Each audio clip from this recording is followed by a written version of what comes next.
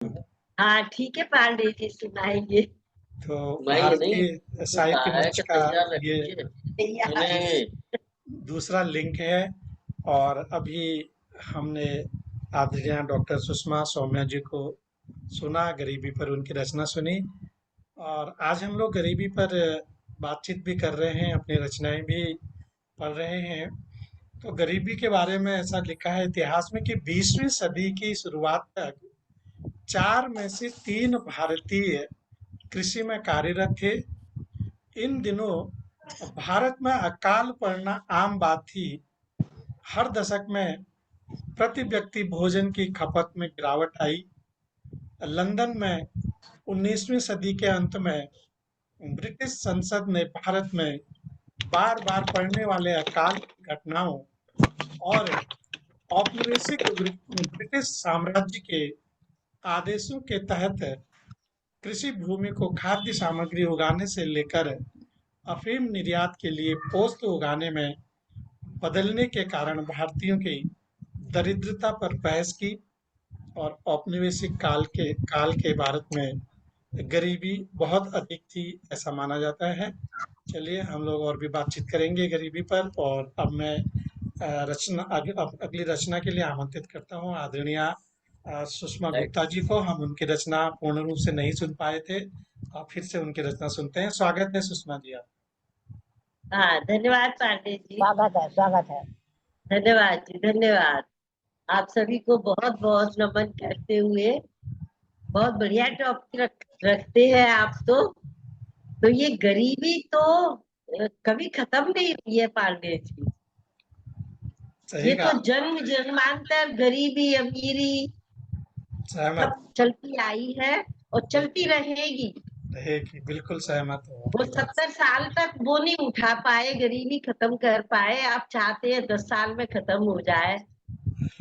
से। ये तो नहीं, अनंत राहुल तो एक झटके में खत्म करने वाले हैं।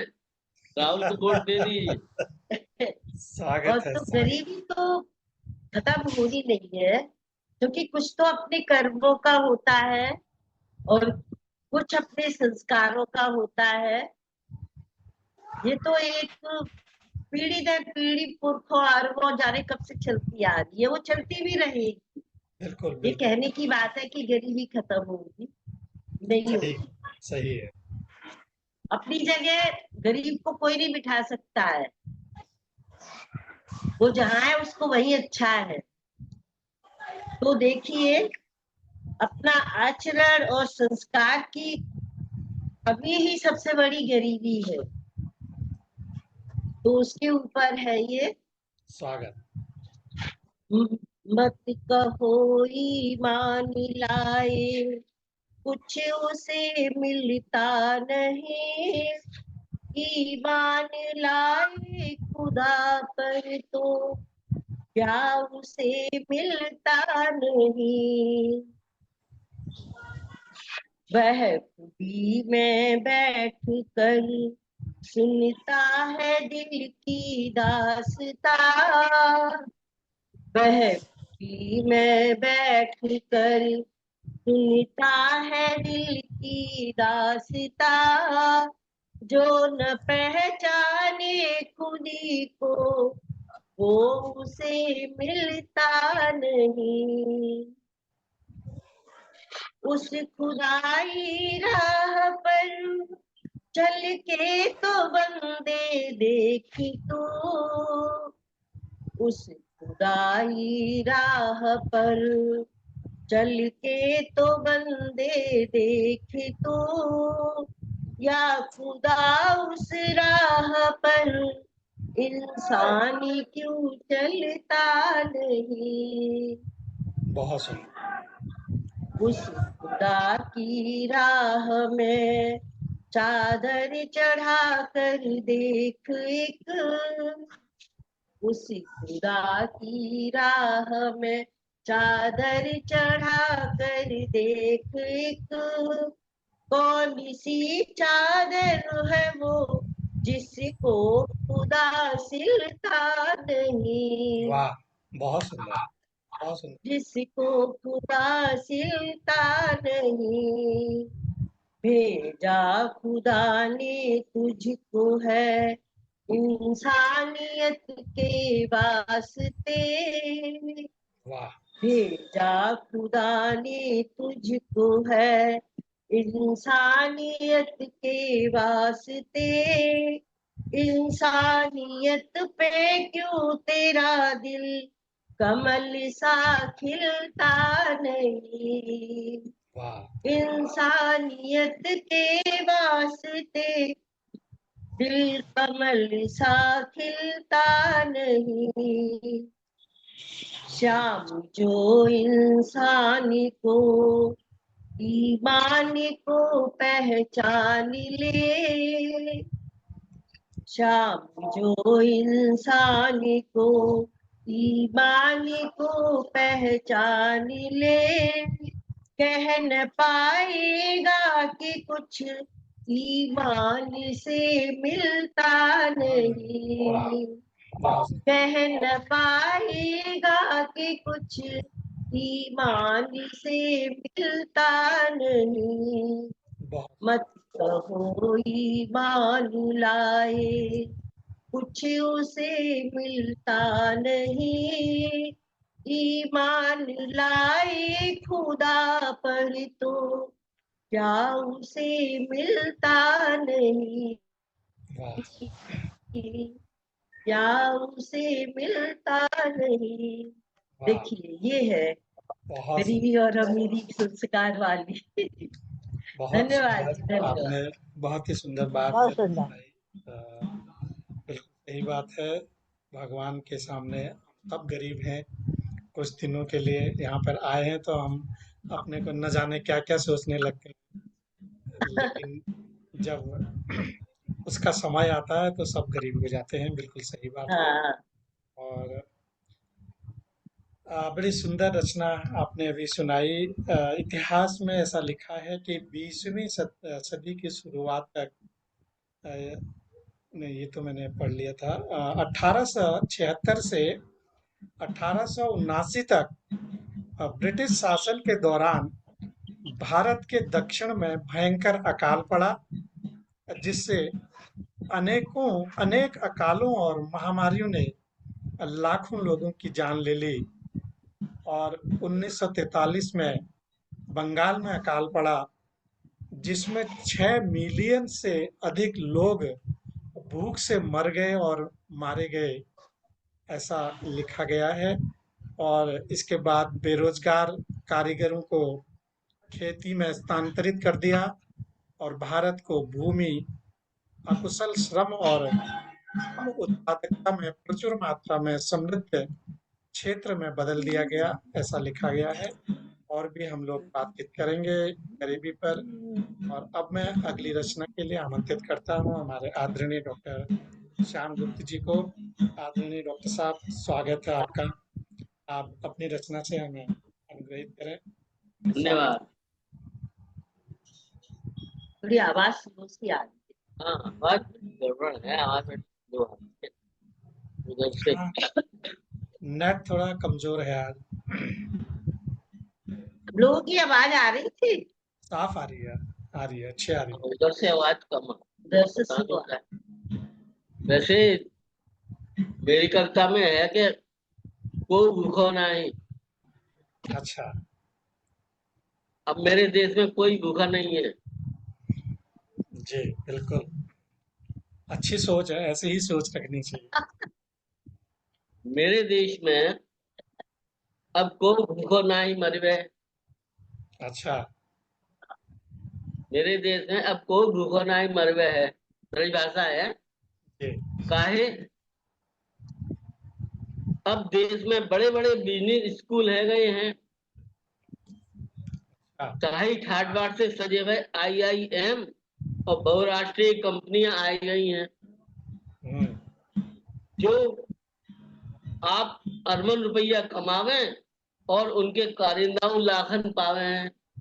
अच्छा, तो भूखा कहाँ है?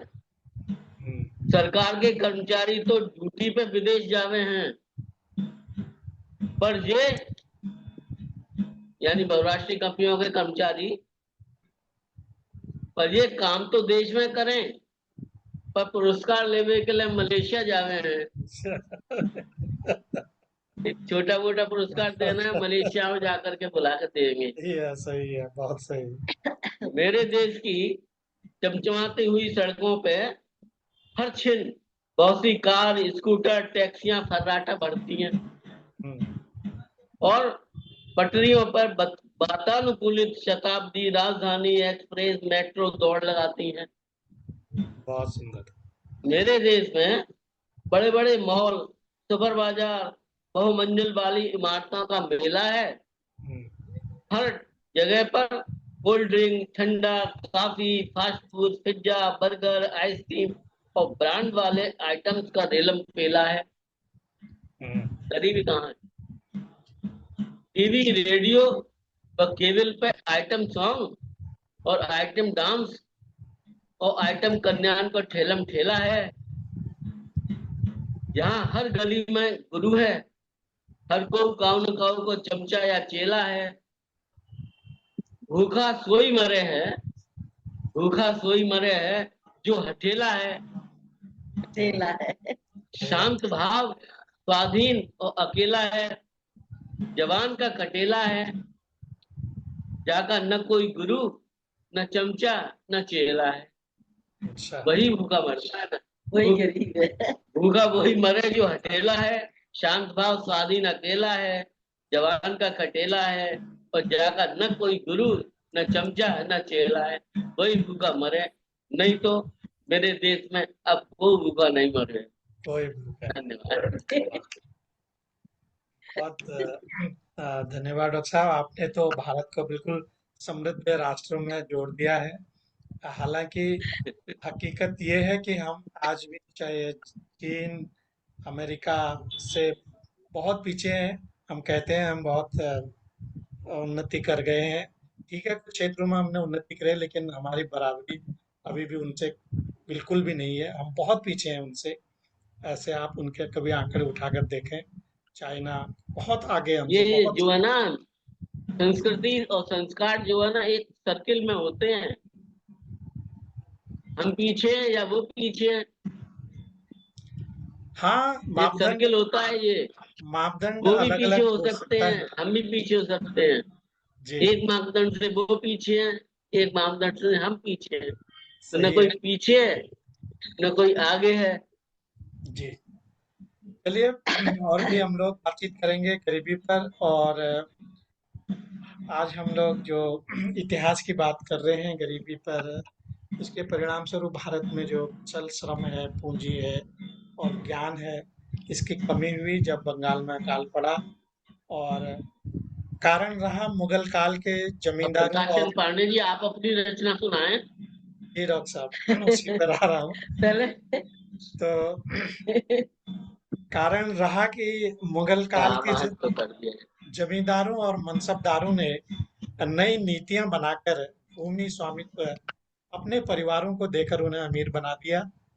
और इन नीतियों ने गरीब किसानों की भूमि और ऋण पर कब्जा करने की क्षमता को कमजोर कर दिया। और परिणाम स्वरूप बढ़ती भूमिहीनता और स्थिर वास्तविक मजदूरी ने गरीब मजदूरी ने गरीब को और गरीब बना दिया, ऐसा लिखा हुआ है। चलिए अब मैं आपको अपनी रचना सुनाता हूँ। मैंने लिखा है गरीबी पर ही कि। हाँ, स्वागत है पांडे जी। जी आइए, धन्यवाद। स्वागत है आपका पंडित। स्वागत है, स्वागत है। जी, तो रचना कुछ इस तरह है कि एक दिन राह चलते एक दिन राह चलते मुझे मिल गई गरीबी। एक दिन राह चलते मुझे मिल गई गरीबी। अब मैंने उससे पूछा क्या हाल है बड़ी बी। मैंने उससे पूछा क्या हाल है बड़ी बी। तो उसने कहा कि हाल तो बेहाल है, अब मुझे छोड़ सब माला माल है। उसने कहा कि हाल तो बेहाल है, अब मुझे छोड़ सब माला माल है। और मैंने कहा अब तुम भारत छोड़कर अन्यत्र क्यों नहीं जाती। मैंने कहा कि तुम भारत छोड़कर अन्यत्र क्यों नहीं जाती और अपने दुखों से छुटकारा क्यों नहीं पाती। उसने कहा उसने कहा, कहाँ जाऊं? उसने कहा, कहाँ जाऊं? कैसे जाऊं? यहाँ मेरा घर है, ससुराल है। उसने कहा, कहाँ जाऊं, कैसे जाऊं? यहाँ मेरा घर है, ससुराल है, और मेरे बच्चों का यहाँ बुरा हाल है। और सच कहूं तो हाल बेहाल है। सच कहूं तो हाल बेहाल है। और मुझे लगा जैसे मैंने उसकी दुखती रग पर हाथ रख दिया हो। जैसे मैंने उसकी दुखती रग पर हाथ रख दिया हो। और वह बोलती रही फिर तो फिर तो वह बोलती रही कि मैं अबला हूँ, लाचार हूँ।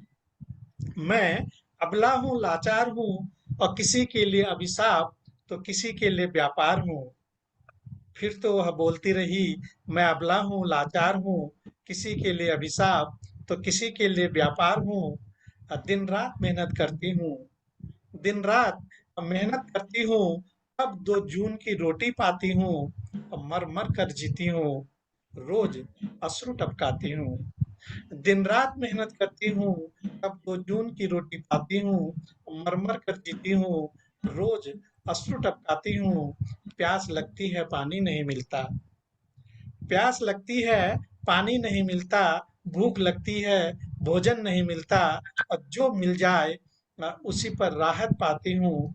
और तन पर हर रोज नए घाव पाती हूँ।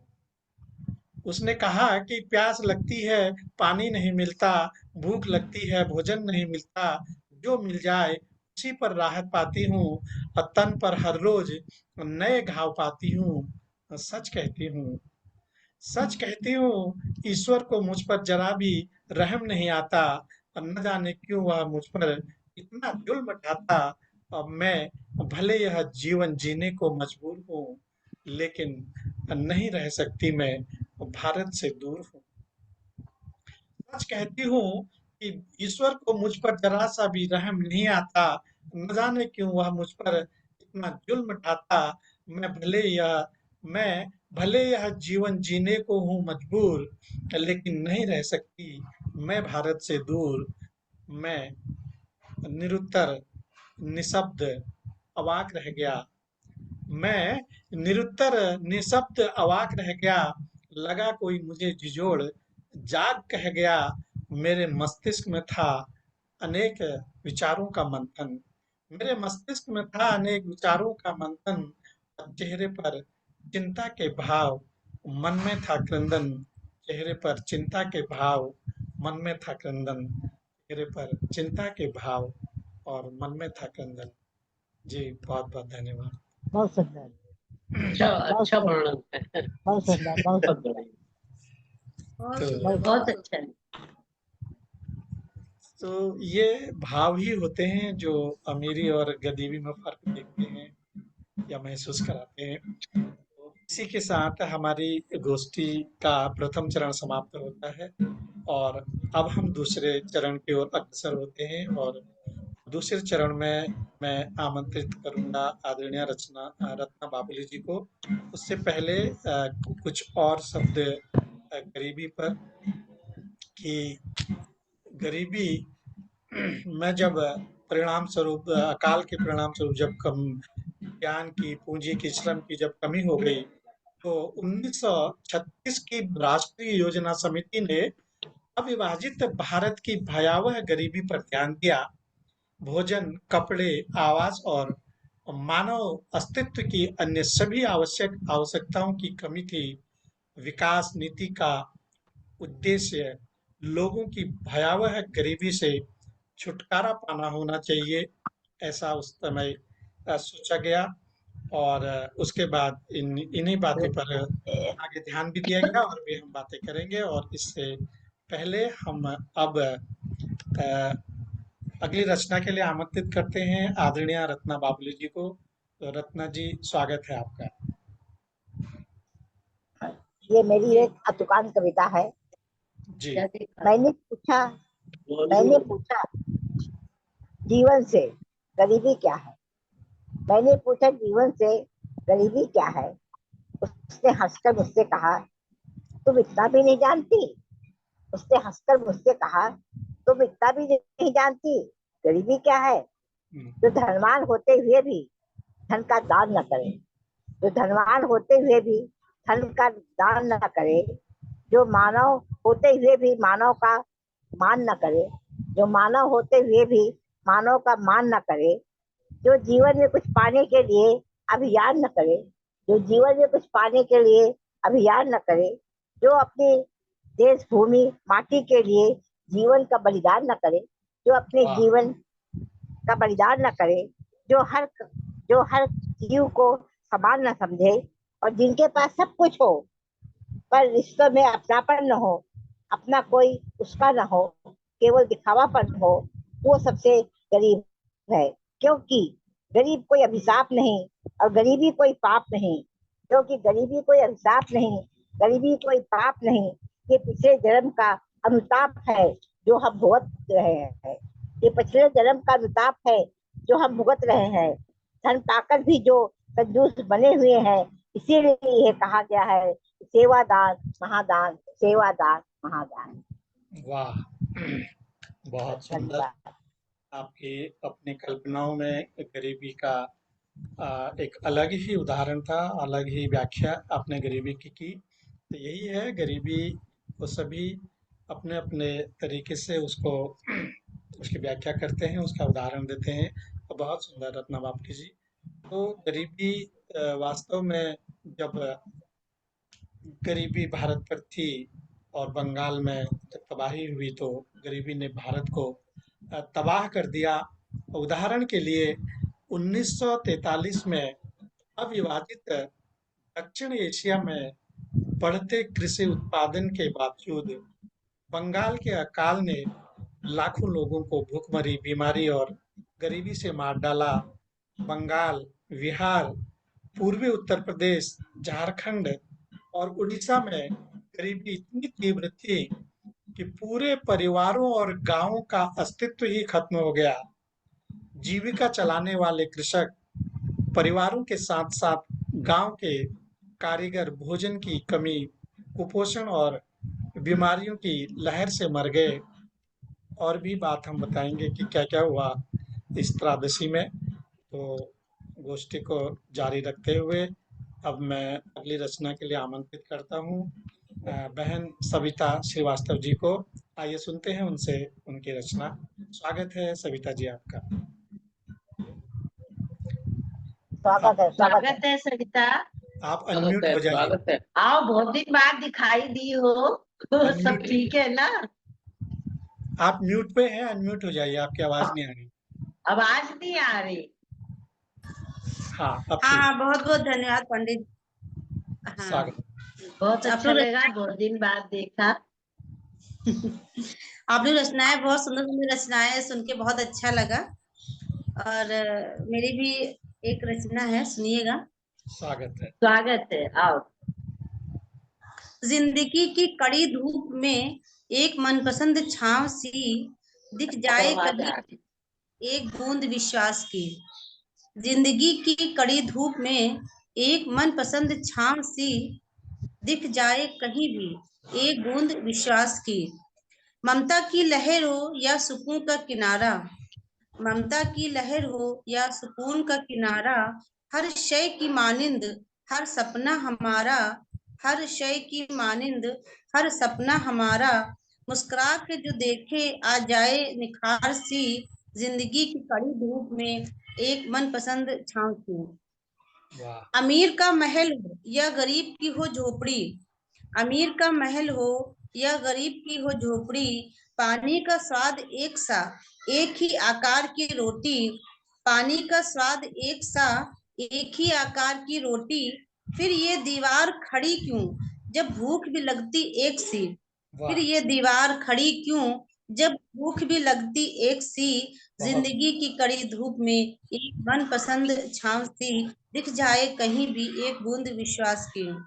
अगला वाह। बंद है।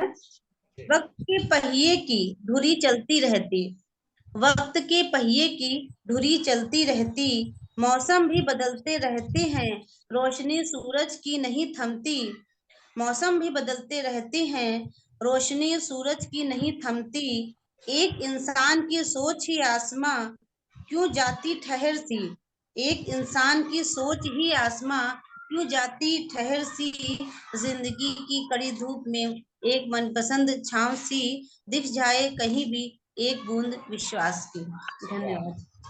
बहुत बहुत सुंदर, सुंदर, बहुत सुंदर। वाकई बहुत सुंदर सरिता, बहुत बढ़िया। बड़ा अच्छा धन्यवाद। विश्लेषण बहुत किया सुंदर, गरीबी का। बहुत आ, वाकई ये बात सही है कि गरीबी की तुलना जब हम करते हैं, जब अमीर और गरीब को हम दो पहलुओं में देखते हैं, तो हमें समझ में आता है कि कौन गरीब है, कौन अमीर है।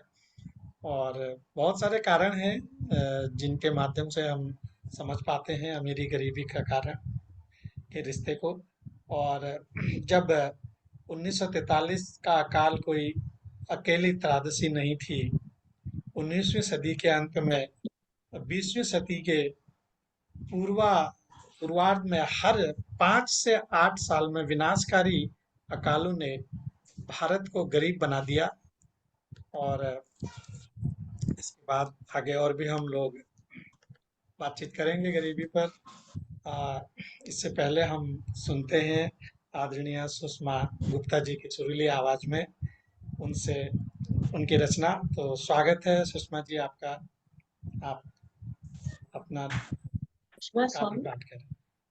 सुषमा गुप्ता जी, सुषमा गुप्ता जी, आप ही से अरे अच्छा जी जी, अच्छा, सुषमा सौम्या जी का इंतजार कर रहे थे। पहले आपको ये देखिए, दो छोटे छोटे क्या बोलते हैं, रचना दो छोटी छोटी रचना है, मैं सुनाती हूँ। स्वागत है। मेरा देश कहाँ,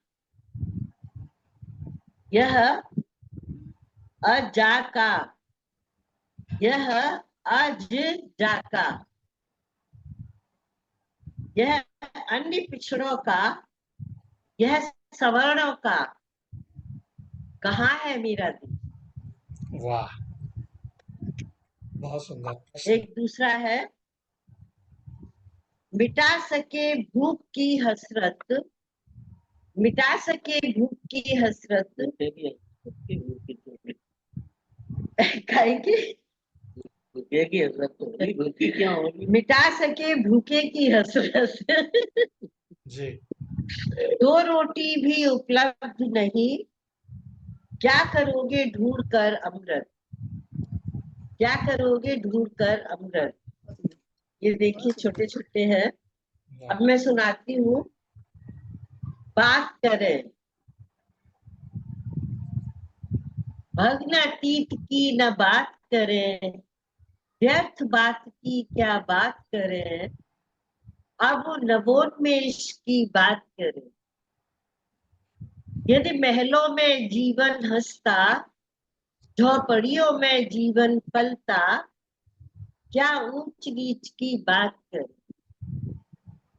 शीश झुकाएं क्यों पश्चिम को, शीश झुकाएं क्यों पश्चिम को, क्यों अतीत से हम भरमाए, कुछ आदर्शों की बात करें। शास्त्र बड़े बूढ़े और बालक, शास्त्र बड़े बूढ़े और बालक, है सम्मान देना पाना तो मत श्याम व्यंग की बात करें। भग्न अतीत की न बात करें, व्यर्थ बात की क्या बात करें, अब नवोन्मेष की बात करें। बस यही बात करें, नया सब कुछ चले। बहुत बढ़िया, बहुत धन्यवाद जी। बहुत सुंदर। अब और क्या बात कर रहे हैं? और अब क्या बात करें, अब गरीबी पर और क्या बात कर रहे हैं? सब सारी कुछ बात नया चलता रहे, चलता रहे। क्या बहुत गरीब अमीर की बात करें, ये तो कुछ और दुनिया बात है, करें। सब चलता रहेगा, ऐसे ही रहेगा। मोची को बिल्कुल। देखिए, मोची ही रहना पड़ेगा, नहीं तो चप्पल कहाँ जुड़वाएंगे। तो वो तो सब जरूरी भी है। ये तो कार्यों की व्यवस्था तो हमारे धर्म ग्रंथों से ये में लिखी हुई है पहले से कि हर एक आदमी को काम सौंपा गया बिल्कुल है। तो ये वर्ण व्यवस्था तो बहुत पहले से है, आज की नहीं है। हाँ, चलिए, बड़ी अच्छी बात आपने कही कि अब और क्या बात यही तो करें। कहा कि ऊंच नीच जो है ना, धन धन आधार